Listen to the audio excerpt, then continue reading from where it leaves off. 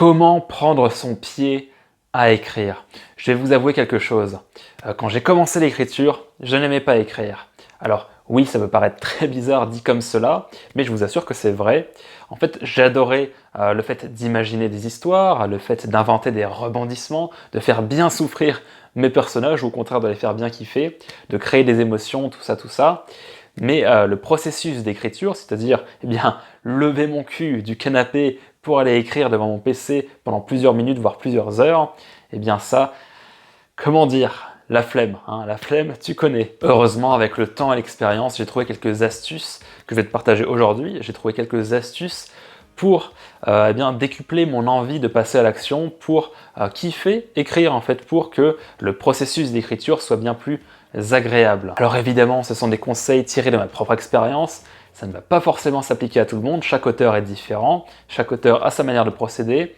Toutefois, j'adore ce mot, j'ai l'impression d'être en disserte de philo, donc toutefois, vous pouvez vous inspirer de ces conseils pour les modeler à votre manière et du coup pour bien kiffer lorsque vous écrivez. À part ça, hey, j'espère que vous allez bien, que vous bossez bien sur votre projet en ce moment. Si tu débarques sur la chaîne, bienvenue à toi. Moi je m'appelle Adrien, n'hésite pas à t'abonner pour ne manquer aucune des prochaines autres vidéos. Je crée du contenu tous les dimanches où je t'aide à t'inspirer pour ton roman et surtout à te motiver à aller au bout de ton projet.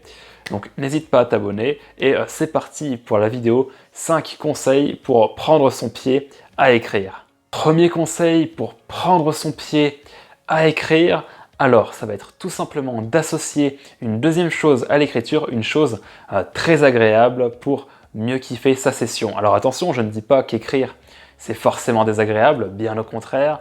Vous connaissez comme moi ce moment de transe qu'on a lorsqu'on est vraiment sur un passage qui nous passionne, qu'on est à fond, qu'on est scotché devant notre PC, que les idées fusent d'elles-mêmes. Oui, il y a des moments comme ça, mais il y a des moments où malheureusement on n'a pas trop envie d'écrire, on trouve ça un petit peu redondant, il y a un passage qui ne nous inspire pas trop. Donc ce que je vais vous dire, ça va surtout vous motiver à écrire dans ces moments-là où vous n'avez pas forcément envie de vous motiver à écrire. Donc associer l'écriture à une deuxième chose agréable, à une chose qu'on aime, ça va booster notre motivation à aller écrire. Je vais m'expliquer avec un exemple. Moi par exemple, pour écrire mes vidéos, ce que je fais, c'est que je me mets de la musique épique dans les oreilles, pas ailleurs. Hein. Je vois pas pourquoi je précise dans les oreilles. Je mets vraiment de la musique épique à fond. Et du coup, cette deuxième chose que je trouve agréable, ça me donne encore plus envie d'aller m'asseoir devant mon PC et d'écrire cette fameuse vidéo. Parce qu'en fait, ce sont des genres de musique, ce sont des playlists que j'écoute, que je n'écoute que pendant que j'écris ces vidéos. Donc du coup, non seulement j'ai l'envie d'écrire la vidéo, mais en plus j'ai l'envie de réécouter ces musiques épiques que j'adore. Autre exemple, cette fois-ci quand je suis sur mon roman et que j'écris une scène d'action, là, je me mets de la musique qui tabasse à mort. Et donc du coup, je suis encore plus content d'aller écrire parce que non seulement je vais bosser sur mon roman et j'adore ça, mais en plus, je vais écouter de la musique qui me fait plaisir, qui me fait vibrer. Alors vous, si vous préférez travailler dans le silence, parce que je sais que tout le monde est différent, si vous préférez travailler dans le silence, vous pouvez associer le fait d'écrire à une boisson que vous adorez, par exemple, et que du coup vous allez déguster seulement lorsque vous allez écrire. Donc du coup, vous serez content d'aller écrire et en plus content de regoûter cette boisson que vous adorez. Deuxième conseil pour prendre son pied à écrire, ça va être tout simplement de faire des pauses régulièrement. Moi, je vous le conseille fortement. Je suis sûr que vous vous souvenez de ces moments en cours où vous aviez 2, 3, 4 heures de cours de la même matière d'affilée. On est d'accord, ça c'était horrible. On avait beau adorer ce cours, cette matière, ou même ce prof, ou pas, on ne pouvait pas s'empêcher de trouver ça interminable, ennuyant à mourir, même si le sujet nous intéresse. Au bout d'un moment, on ne peut pas s'empêcher de se déconcentrer et d'avoir envie de passer à autre chose. Pour l'écriture, c'est pareil, on a beau adorer ce qu'on fait, il y a des moments où on ne peut pas s'empêcher d'écrire pendant 3 heures d'affilée, ça arrive.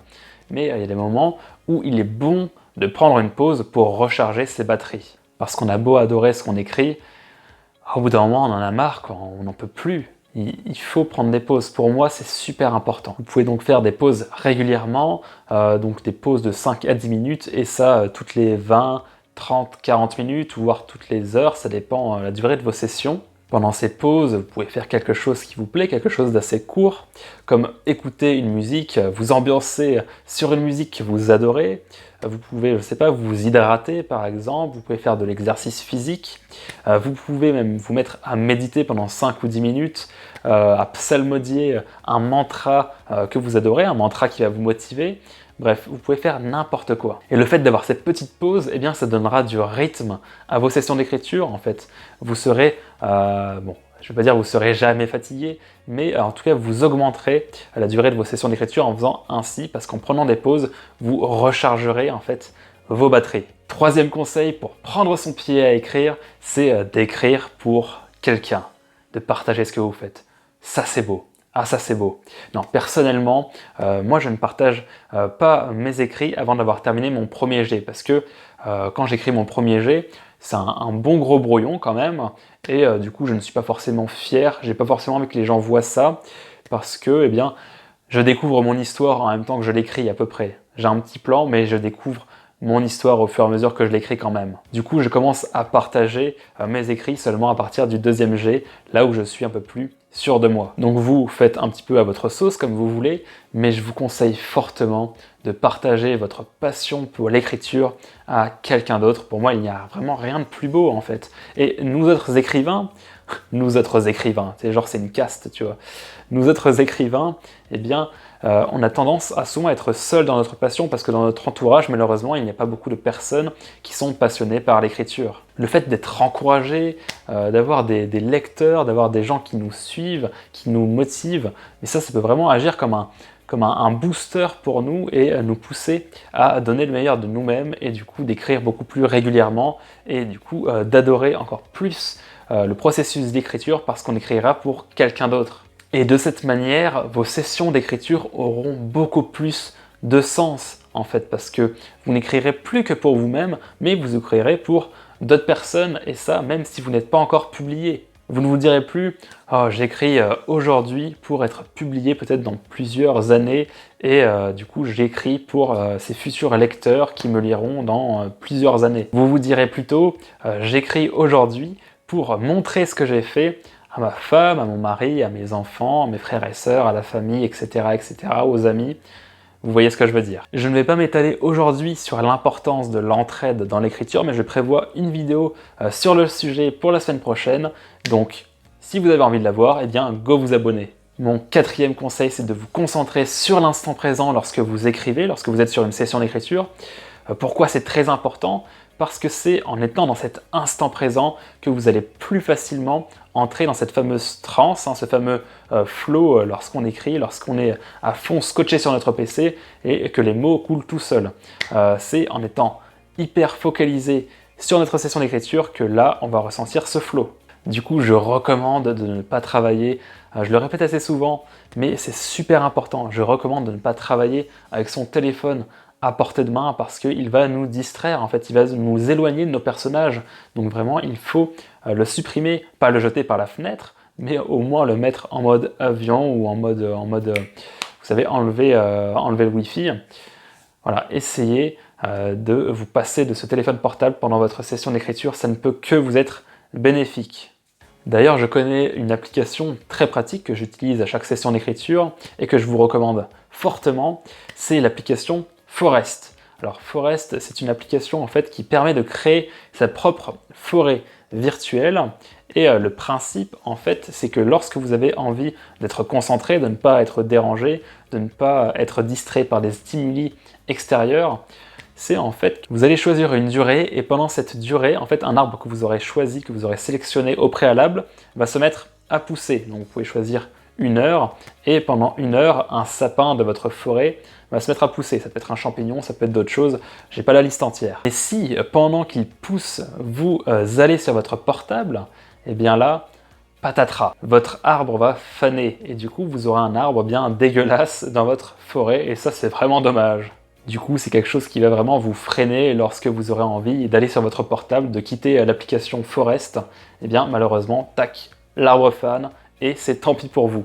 Donc je vous recommande cette application à 100%, c'est pas un placement de produit, c'est juste, ça vient du cœur, voilà, c'est gratuit. Vraiment, essayez de rester concentré un maximum pendant vos sessions d'écriture. C'est là où vraiment vous allez ressentir toute votre histoire et que du coup, vous aurez plus de chances à rentrer dans cet état de flow plutôt que si vous consultez vos mails toutes les 10 minutes. 5e conseil, celui-ci, c'est le message un petit peu positif, un petit peu bisounours, parce que j'adore, moi je vis dans un monde de bisounours. Donc mon conseil, c'est tout simplement, eh bien, de kiffer ce que vous écrivez et d'écrire quelque chose qui vous plaît et de ne pas vous forcer à écrire quelque chose parce que, je sais pas, parce que c'est à la mode par exemple, mais écrivez donc une histoire qui vous fait vibrer de l'intérieur, que vous avez vraiment envie d'écrire, qui vous passionne, sur un sujet qui vous passionne, ou sur une histoire vraiment qui vous fait marrer ou qui vous effraie. Enfin, bref, quelque chose que vous allez prendre plaisir à écrire, en fait, quelque chose qui ne sera pas forcé, quelque chose qui ne sera pas taillé sur mesure pour les maisons d'édition. Faites quelque chose que vous aimez, tout simplement. Il n'y a vraiment pas de meilleur sentiment, je trouve, dans l'écriture en tout cas, il n'y a pas de meilleur sentiment que d'avoir envie de retrouver son petit univers, de retrouver ses personnages, hein, qu'on les aime ou qu'on adore les détester. C'est génial aussi de penser aux émotions qu'on va transmettre au lecteur, de penser à tous ces rebondissements qu'on a hâte d'écrire, de faire mourir certains personnages, bon ça c'est pour les sadiques. Si vous voyez que vous commencez à ne vraiment pas aimer écrire, essayez de vous poser des questions, est-ce que mon histoire m'intéresse vraiment ?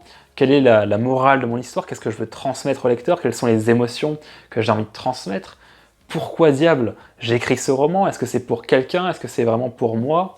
Est-ce que vous avez l'impression d'écrire dans votre style ou de copier et d'imiter un autre auteur? Bref, n'oubliez pas de rester vous-même et que l'écriture, c'est avant tout une passion. Sur ces belles paroles, je n'ai plus qu'à vous souhaiter d'excellentes futures sessions d'écriture pleines de joie et de bonne humeur. J'espère que la vidéo vous a plu, qu'elle vous a aidé.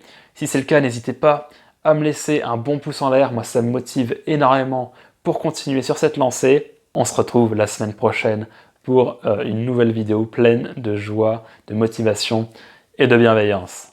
Ciao!